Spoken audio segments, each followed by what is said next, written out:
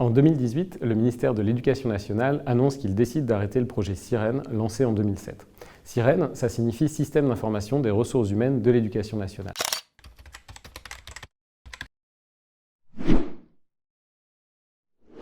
En clair, c'est le logiciel, le système informatique qui devait lui permettre de gérer la carrière de ses personnels, c'est-à-dire assurer la paye bien sûr, mais également gérer les affectations, les avancements de carrière, la formation et l'évaluation.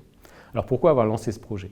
Le ministère de l'Éducation nationale est un très gros employeur qui compte 1,1 million de personnels, 900 000 enseignants des premiers et second degrés, et les personnels techniques, administratifs, de direction, sociaux, etc.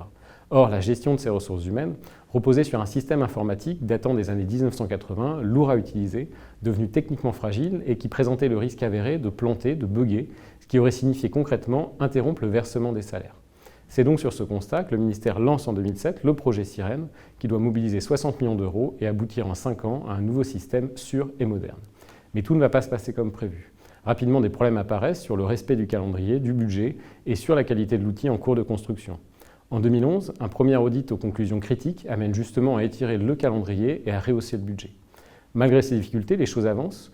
En 2014, les dossiers des 4000 personnels des inspections académiques sont transférés dans Sirène, suivis en 2015 par les 14 000 personnels de direction des établissements. En dépit de ces premiers résultats encourageants, les doutes persistent sur la suite du projet. De nouveaux audits sont menés, l'organisation et le cadre du projet sont encore une fois revus. Peine perdue, le projet s'arrête à l'été 2018. Les causes de cet échec avaient été en grande partie identifiées par la Cour en 2016 dans un rapport où elle pointait les défaillances du ministère. Un nouveau rapport de la Cour en 2019 a montré que les recommandations qu'elle avait formulées à l'époque n'avaient pas été suivies d'effet. En fait, la Cour ne reproche pas au ministère d'avoir lancé ce projet de modernisation. En revanche, elle critique la conduite de ce projet. Mal cadré, avec un budget et un calendrier initiaux irréalistes. Mal piloté, par des équipes insuffisantes en nombre et soumises à des réorganisations et des réorientations fréquentes. Mal contrôlé, alors que le ministère avait décidé de confier largement la réalisation de Sirène à des prestataires extérieurs, il ne s'est pas donné les moyens de suivre la qualité de l'outil et de s'assurer le respect du budget et du calendrier. En arrêtant Sirène, le ministère a en fait acté plusieurs pertes. Une perte de temps d'abord, puisqu'il a arrêté le développement de Sirène après 12 années de travaux qui n'auront pas permis d'aboutir à un nouveau système informatique.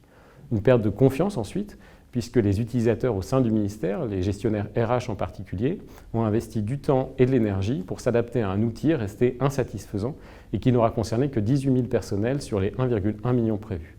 Et une perte d'argent enfin, car le ministère a dépensé au cours de la période plus de 400 millions d'euros en pure perte, Sirène devant finalement disparaître. Depuis cet arrêt, le ministère a engagé la sécurisation technique de son système informatique historique qu'il va continuer d'utiliser faute de disposer dans l'immédiat d'un autre outil.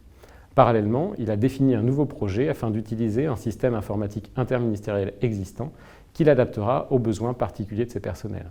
Mais il faudra attendre plusieurs années de développement avant que ce projet aboutisse et que la modernisation de son système sorte de l'impasse.